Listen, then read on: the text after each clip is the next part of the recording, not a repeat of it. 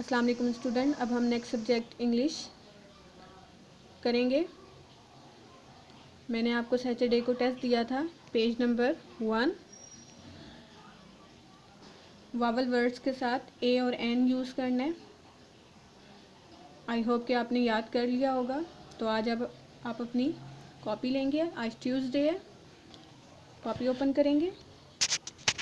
तो मोहतरम पेरेंट्स और ट्यूटर आपसे गुजारिश है कि बच्चों को इस तरह कॉपी रेडी करके दें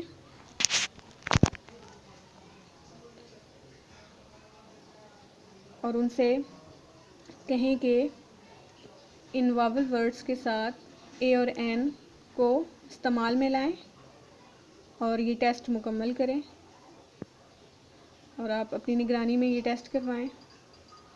ये आज बच्चों का ये टेस्ट है इंग्लिश का।